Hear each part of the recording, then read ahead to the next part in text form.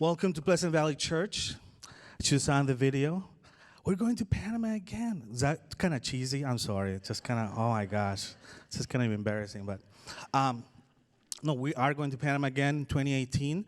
And we have a treat for you this morning. I believe God has something very special for all of us. Our guest speaker this morning is the president and executive director of Youth with a Mission, San Diego Baja, which he and his wife Janet started in 1991. Since joining Youth with a Mission, YWAM, in 1979, he has traveled and ministered in 53 nations.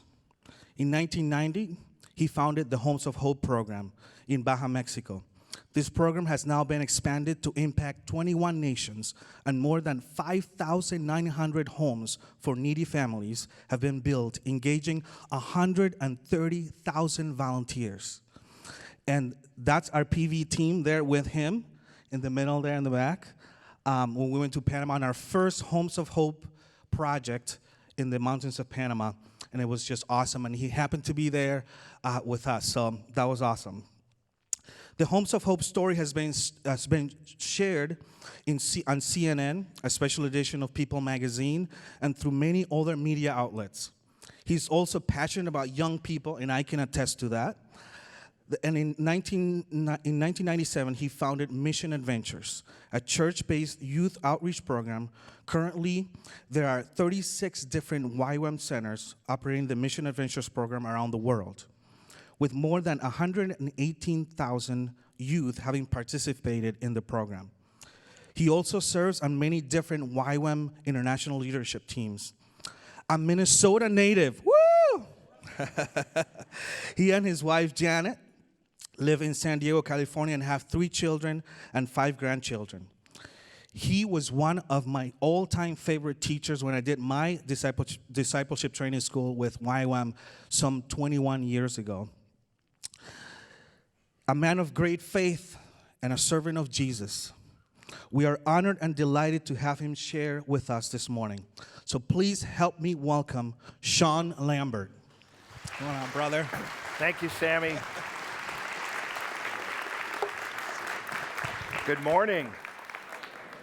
I feel like the freshman at the senior prom. I'm just happy to be here. I like to start out with a joke just because it relaxes people. So I like Christian light bulb jokes. So how many Pentecostals does it take to change a light bulb? 1 to change the bulb and 9 to pray against the spirit of darkness. How many Catholics does it take to change the light bulb? They use candles.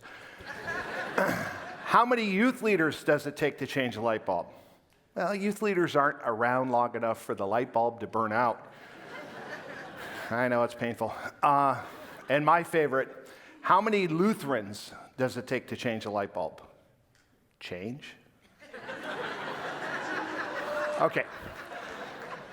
I was raised in friendly Fridley, Minnesota, Anoka County, Minneapolis area, and raised Catholic. So I love the Catholic Church. I think there's a lot of great things happening there. But growing up, being Catholic was a little bit like going to a Star Wars movie. You know, you want to tap into the good force and not the bad force.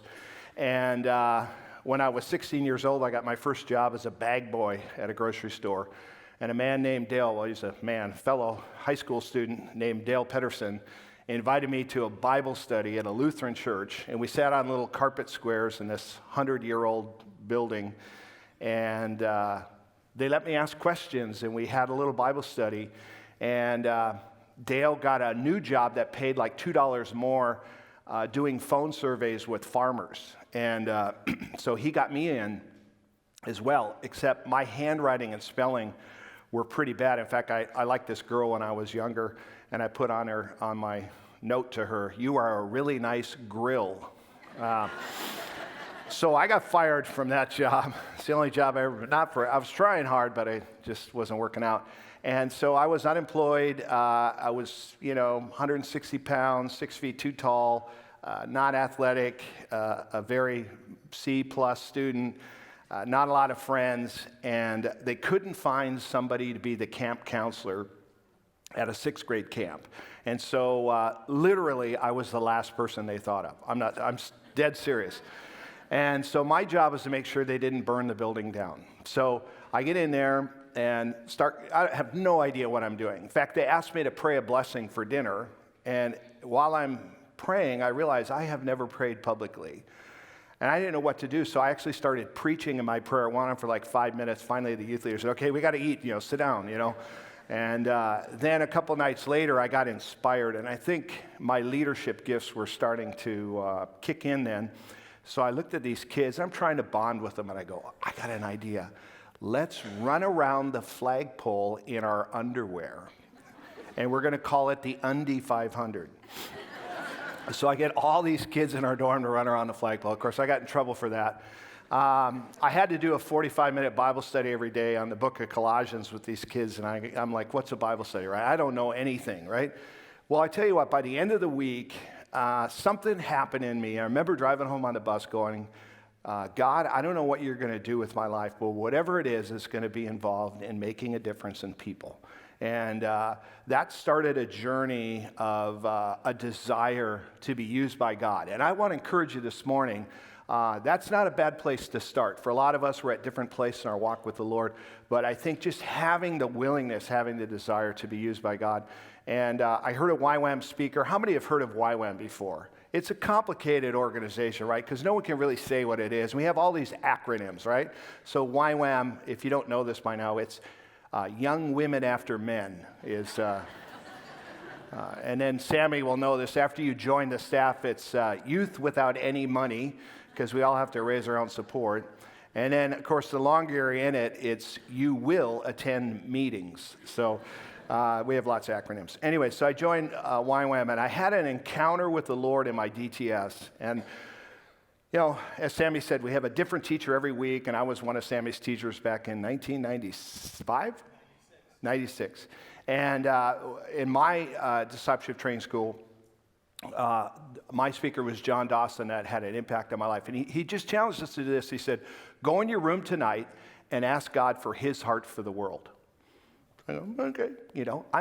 I wasn't like Pentecostal. I'm Catholic roots with the Lutheran. This is the Lutheran worship move, right? It's like the pizza carry. That's about as good as it got there. So I go and I pray and I say, God, would you share your heart with me? And honestly, the next thing I remember, I was on the floor weeping, and this was what was going through my mind. I love the world so much. I love the world so much, but who will go? Who will go? And I'm like, oh, go, God, use me. And God said, okay, I'll use you.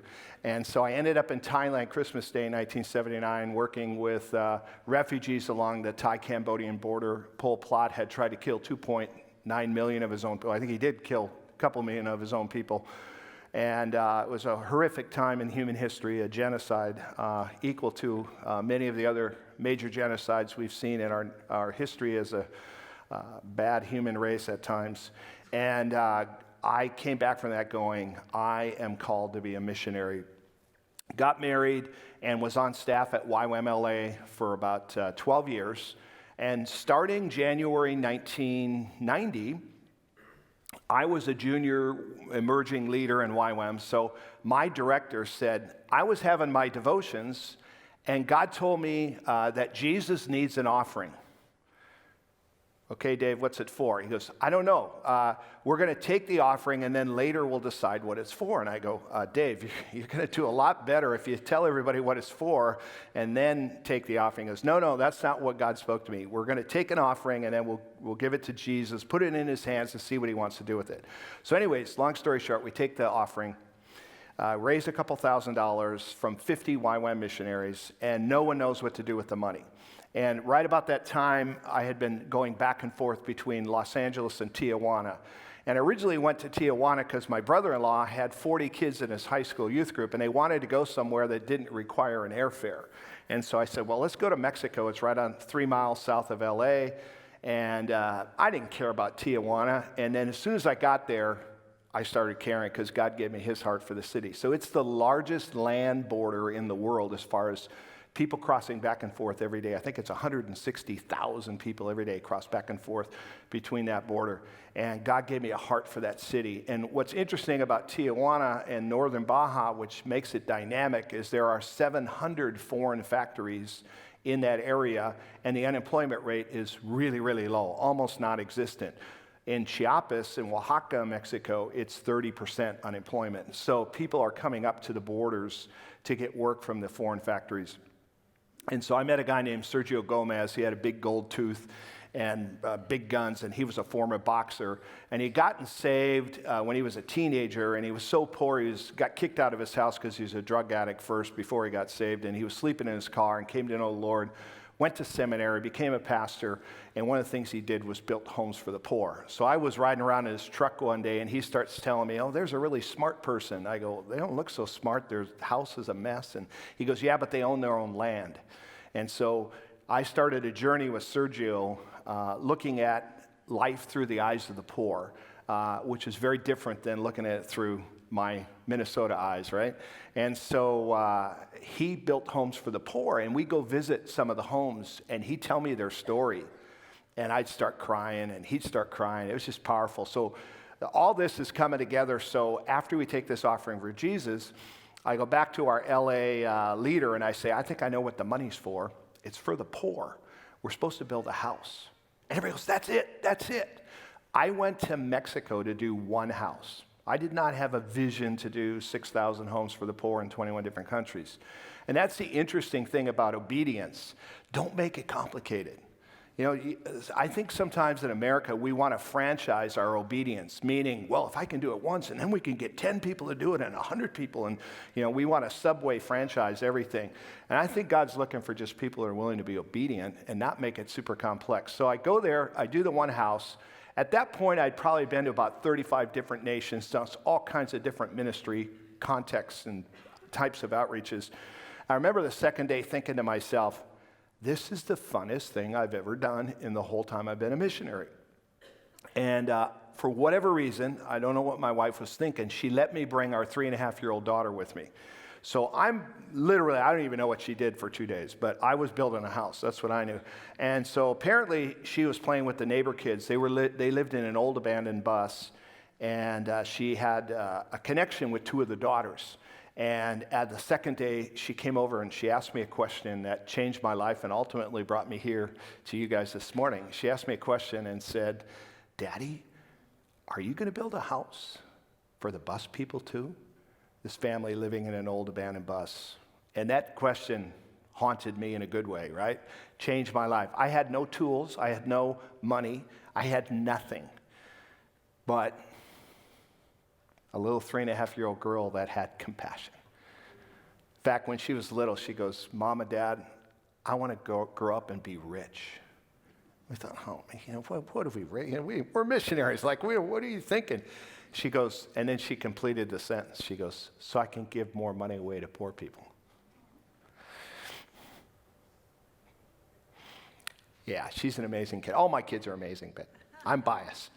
But so I call a youth group from Washington State, and I go, I got a challenge for you. Would you come and build a house for this bus people? They said, oh, yeah, it sounds really fun. So Sergio loaned me his tools, helped me with all the vendors, the building materials, and we built the second house, and then we started doing it. And, well, long story short, it became a huge movement involving 130,000 people, 21 different countries, thousands of homes. So today I just want to tell you a little bit about the Homes of Hope story. So I first want to give a little context because I think this is a little bit of a take-home for all of us. In John 6, 1 through 13 is the story of the feeding of the 5,000.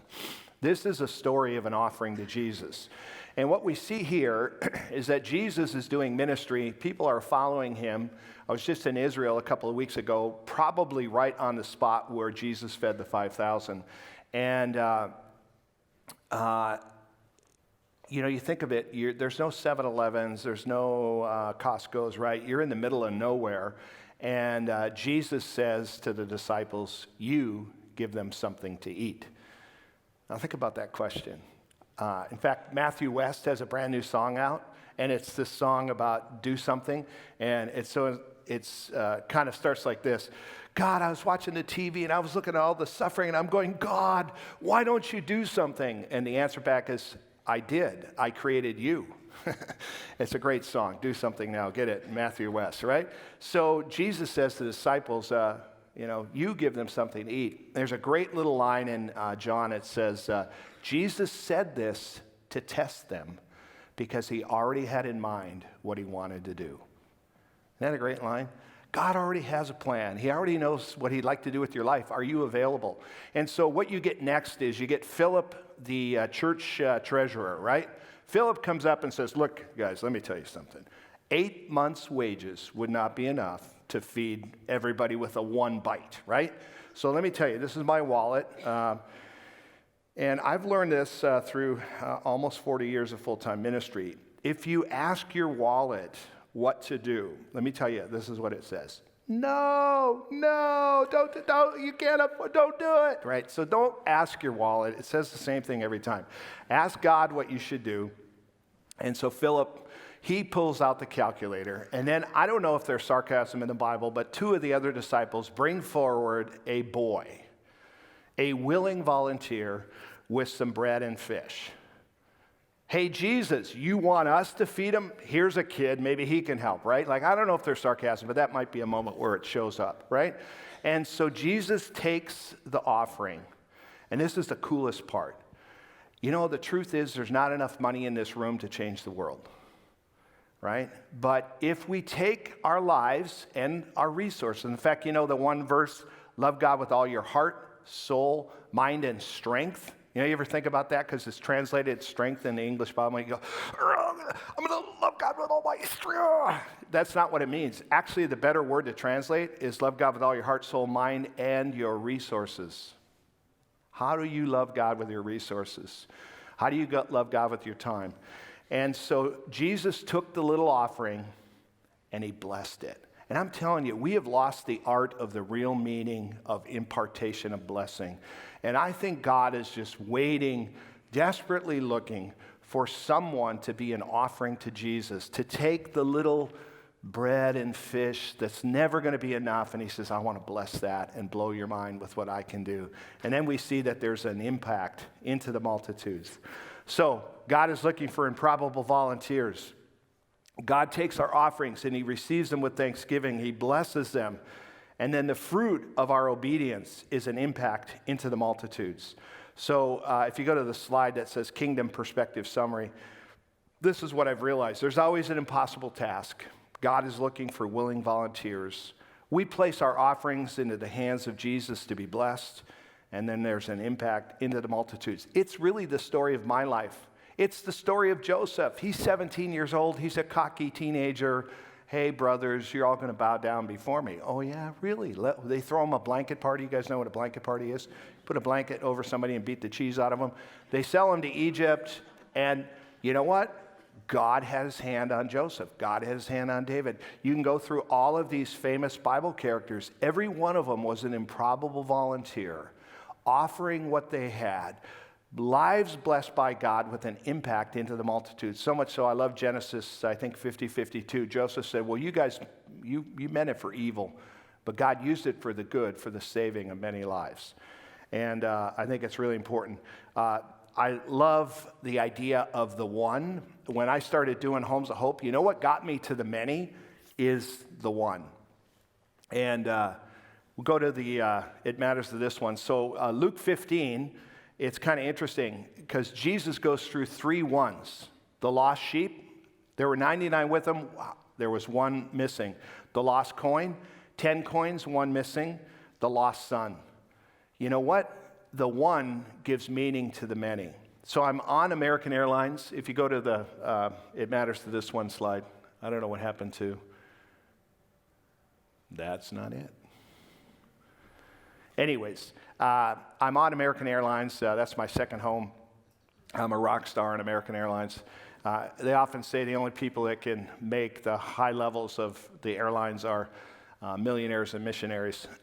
So I'm on my little seat watching a movie, and I'm watching Matt Damon in The Martian. How many have seen The Martian? Anybody seen it? Okay, I don't want to ruin it for you, but I will. So if you Yeah, it's an old movie. It's been out for a while. So Matt Damon is an astronaut on Mars with his coworkers, and his suit rips in a storm, and they think he died and have to leave him on Mars. Well, they head back to Earth. They're a couple months back to Earth, or on their way back to Earth, and they find out he's still alive. What are you going to do? Here's your coworker. Here's your friend. He's alone on Mars. And so NASA says, we're not risking 6 lives to save one. So they say, you're not going back to get him. And they say, okay, well, we're going to override the computers and we're going to force your hand. And so they have this moment. Yeah, there we go. So this is the crew on the ship. And I start weeping when I see this scene. Because here's what's happening. The captain, who's, I think, standing up there, says, okay, we're all going to lose our jobs when we get home if we defy NASA and go back and get them. It's the only chance he has. So this is not going to be me telling you, we all have to vote. And so they go through and they all talk about, can we do it? And we'll do this and that. And there's a punchline. One of the guys says this, it's 532 extra days in space. And then basically they all go, but it's worth it. You know, that's not how but the implication of the movie. And I just start weeping. Because every movie you see, it's like Bruce Willis in Armageddon, right? He's standing there in the asteroid, and one guy gives his life and saves the whole earth. Kind of a messianic movie theme, which is great. I love those kind of movies. But it's rare that you see a movie where the whole earth is thinking about how to save one person. So when the news media gets out that the crew is going to go back and get them, everybody's there with their phone lights on and waving and praying, and the Chinese bring out their secret rockets, and everybody's teaming up to save this one person. And you know what's really true? If one person is valuable, then all of us are valuable. And as soon as you start picking and choosing who's valuable, then we all lose our value. So we had this, you know, how many have heard of the starfish story, right? Cheesy. We use it all the time. It's so good. You know, it's a story of all these starfish washing up on the beach. And there's a little boy throwing them back in. And somebody walks up and goes, hey, what are you doing? He goes, well, I'm trying to get the starfish back in the water because the tide's too low and they're all going to die. And there's just thousands of them. And he keeps throwing them back in the water. And so the person goes, well, you're never going to get all these starfish back in the water. What difference can you possibly make? And the little boy throws another one. He goes, I made a difference to that one. It's a cheesy story, but it makes me cry every time because I think God's heart is for the value of the one. And if we don't get the heart for the one, we'll never get to the many. It's a great metaphor even for this church. Don't worry about filling every pew in the sense of magnitudes of numbers. Go find out how to love your neighbor. Focus on one, and God will give you many. All right? So I want to share a video with you. I'll set it up real quick before you push the button. But it's the story of a family that had land, right? But they didn't have enough money to build, so they were living with her mother. And in the translation, they actually translated it poorly. It says, a woman put our stuff on the street. It was actually her mother. And so grandma couldn't take it anymore. She was poor, and she couldn't absorb her daughter, her son-in-law, and 3 kids. So they're out, and we'll watch the video, and I'll tell you the backstory after we see the video.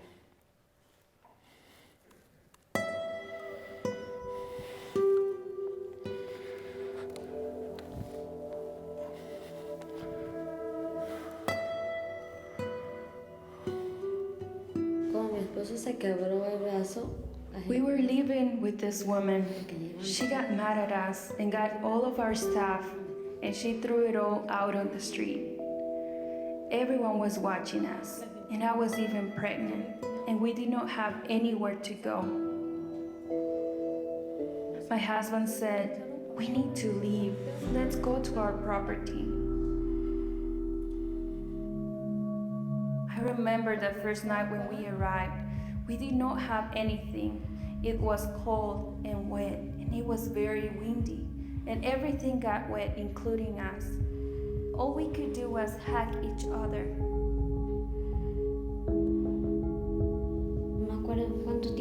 I remember I was so sad because I felt so alone. I don't remember how long passed by, but finally, some people from the church came by and gave us some boards for walls and a tarp roof, but it did not even have a door. We could not sleep on the ground because it was a dirt floor full of bags. I would be there at night, looking all around. Is there something there? We were afraid someone would come and attack us. We were sleeping in that room when someday some animal bit my dad. His whole hand got swollen and he couldn't work, so we had nothing to eat. I was going to school then, and I told my mom that I wanted to drop out so I could sell gum to help our family. I prayed every night for God to help us. My husband was very sad, but he was trying to be strong for us, so he could never cry in front of me. But he would go to the other side of the mountain and yell and cry out to the Lord, "Lord, help me. I can't do this anymore." I was so sad and I felt so alone. My youngest girl would cry all night because she didn't want to be here, but I would tell her that it is going to be okay. I just wanted to run away and I wanted to die.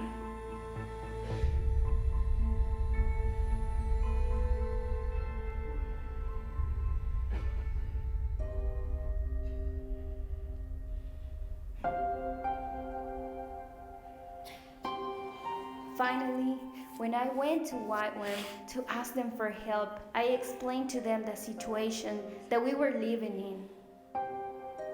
Never, ever did I imagine that I would have a house. And I remember when the Wordwide team said they would build our house. After they left, we went outside and jumping and screaming for joy, saying, "They are going to build us a house."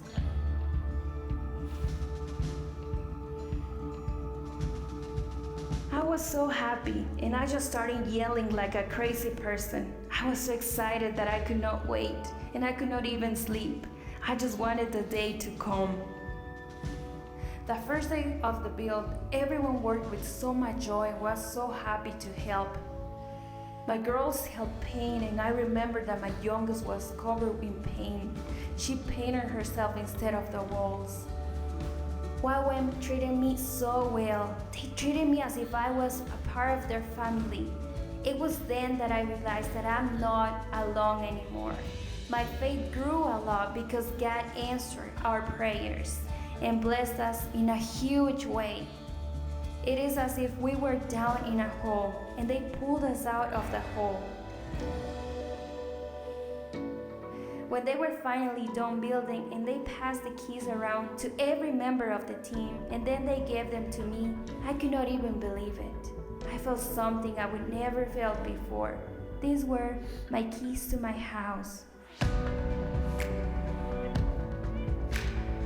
And then when the keys got to me, I read a letter I wrote. My heart overflows with joy.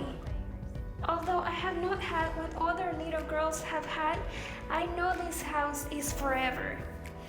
Although my parents could not offer me anything or the little they could offer to me, I will always be eternally grateful to them and to you. You will always live in my heart. Thank you for giving us something to eat when we were hungry, and thank you for giving us something to drink when we were thirsty. And when we were cold, you covered us with your arms. Thank you for my house. I am so thankful to my daddy, God, for having heard my prayers. From Tanya.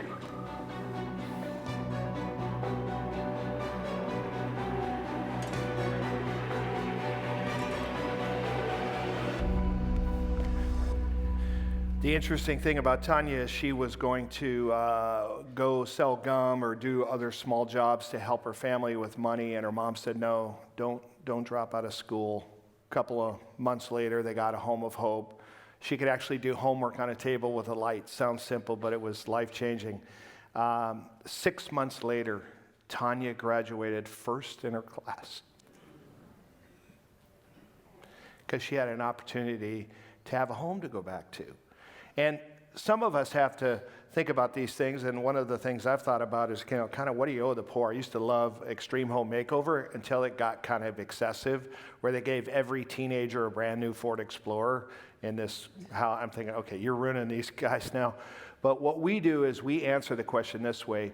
Look at the life of Jesus. How did Jesus grow up? He grew up in adequacy or sufficiency. He had a loving family, access to a home, food, water, shelter, the basics of life. And so that's our goal. Our homes are, I was tiny house before tiny house was popular, if some of you like tiny house. And so our homes are usually about 400 square feet, super basic, but it's great shelter. And I just saw Tanya a couple months ago. She has now graduated from 9th grade and is the first person in her family to go to high school. And so I'm tracking her, and I've got staff watching her because she's going to be a future world changer. I love this. I had a Bible teacher say one time, in the Bible, this is how it's supposed to work. God speaks, we obey, he explains, maybe. The way we like it is God speaks, we demand explanation, we obey, maybe, right? So I just was acting out the steps of obedience. I had no idea Homes of Hope would get this big. And people started handing me documents, stuff from the Wall Street Journal, all kinds of cool stuff, documenting. Actually, I would make the case that the number one way to help people out of poverty is give them a home. And there's a way you have to do it. We don't help anybody who doesn't first show initiative to own their own land. So we only build houses on land that people own. So God started giving us some understanding in what I call the 5 benefits of a home. So we figured out it would take a poor person somewhere between 7 and 10 years to replicate what we do in 3 days to get a home. Isn't that amazing? You just go in and you fast forward them 10 years ahead economically. Education. Children who come back to a home are 3 times more likely to stay in school and go 2 years longer than if you don't come back to a home. Health. Oh my gosh. I have stacks of stuff on my computer about just if we put concrete floors in, reducing recurring respiratory problems, diarrhea, all kinds of other diseases and sicknesses are wiped out, almost go to zero because you live on a concrete floor or an elevated wood floor. Transform thinking. One of the things they found, this whole study of people who lived in a poor house but didn't own the land, and ones that lived in a house that was very poor but they owned the land, and they followed, it's in my book, which I'll talk about in a second. So those pastors out here, I'm almost done. And so they found out that if you know you own a home, even though your income is low, you actually use your money differently. And so the people who knew they had a home, their kids graduated from high school, the teen pregnancy rate was lower, the drug rate was lower. Any way you want to measure quality of life, those that knew they owned a home did better than a whole other group of people that were living for free for 25 years, but they thought, oh, we might get kicked out. I won't fix the roof. Oh, and they had a whole different set of behaviors. So money is only one factor in how we engage the poor. And then spiritual impact. Oh my gosh, I have never seen anything as good as Homes of Hope for an evangelistic tool. One of my favorite stories is our staff had told a couple, 4 kids, 1 more on the way. The dad was a bit of a doubting Thomas, and he said, no one has ever given me anything but my own mother. Why are you giving me a house? And he just struggled with this whole idea. So we go ahead and tell him, you qualified, we're coming in 2 weeks. And he gets mad at my staff, Josue, Joshua in English. And he said, Josue, why are you giving me this house? Is that baby in my wife's stomach? Is that yours? Is that why you're being so nice to me? He had no box for the love of God. At the dedication of the house, it was actually built by junior high kids, right? And so the junior high youth leader puts his arm around the guy and says, you know what? You get 2 houses today, one that'll last 40 years and one that will be eternal. John 14, trust in God, trust also in me. Don't let your hearts be troubled. For in my Father's house there are many rooms. Jesus is the ultimate home builder. He builds eternal homes for us. And I tell you, nothing witnesses like, here's a practical demonstration of the love of God, and here's the theology behind it. Jesus did it at the woman at the well. right? Getting water. Hey, I can give you living water. Oh, I want some of that, right? So as we minister to felt needs to people, we can have a tremendous spiritual impact. All right, so 27 years later, almost 6,000 homes for the poor. As we said, 23 different nations. We've sheltered 30,000 impoverished people. $50 million given to the poor. And I'll close up with this. Faith is the deliberate, I love Oswald Chambers. Faith is the deliberate confidence in the character of God, whose ways you may not understand at the time. I had no idea what I was doing. People come up to me now, oh, you're a really good visionary leader. Nah, I just learned to hear God's voice and obey. All the other stuff gets added up later. And then Corrie ten Boom, who survived the Holocaust. Never be afraid to trust an unknown future to a known God. All right, so hopefully they can track with the next slide. So I got a call one day. People magazine wanted to do a story on Homes of Hope. So they featured 32 nonprofits. Some of them had a quarter page in this special People magazine. We got 3.5 pages. The only thing that ticked me off is they put Blake Shelton on the cover and Angela Jolie, and I don't know why they didn't pick me to be on the cover, but anyways, that was a pretty fun thing. I'm in the LAX airport, and here's this, special edition of People magazine with our story in it. And then we had CNN call us this March, actually, just a few months ago, and wanted to do a story. They have a feature called Impact Your World. So they sent 2 people, great people, very fun, but I didn't know who they were yet, so I couldn't help myself, okay? So I know some of you are probably follow politics a lot. So here CNN comes, and I just had to say, is this going to be real news or fake news, So they laughed. They said, we get that all the time. Anyways, they did a great job on the story, and it's just been fun. So here's the 3 takeaways for today. Number 1, learn to hear God's voice and discover God's purposes for your life. That is very subjective, very dangerous. I know when I was 17, I told a girl that God told us we should date, and 3 weeks later, I told her God told us to break up. I'm pretty sure God had nothing to do with either of those events, but we do have to go on a journey to understand how to hear God's voice. You know what the most used phrase in all of Scripture is? God said or God spoke 8,900 times. And we just have to, and it's got to be aligned with the Word and eldership and covering and all kinds of stuff, but God can speak to us, so that's a whole nother message. And then the other thing is develop a lifestyle of finding greatness through serving. We don't discover our callings by seeking, but by serving. Trust me, if you serve, even if it seems like it doesn't make sense, you're putting chairs away in a closet. If you have a heart of a servant, eventually you'll be relevant and God will put you where He needs you. You will not discover your calling by seeking. Start with a heart of a servant, because then God can push you wherever He wants. It's like a horse with a bridle.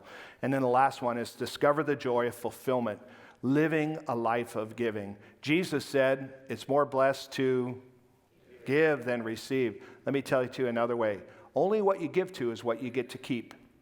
If you don't give to your spouse or boyfriend, girlfriend, or whatever, or brother and sister, you're going to lose relationship with them. If you don't give to your job, you get fired. They found in learning, they have all kinds of different retention. Like if you just listen and you didn't take notes, you're going to remember 15% of what I said a week from now. But if we had small group and we had different behaviors, the number goes up. You know what the highest retention rate is? If I make you teach it. 90% retention rate. So as you give something away, you actually get to keep it.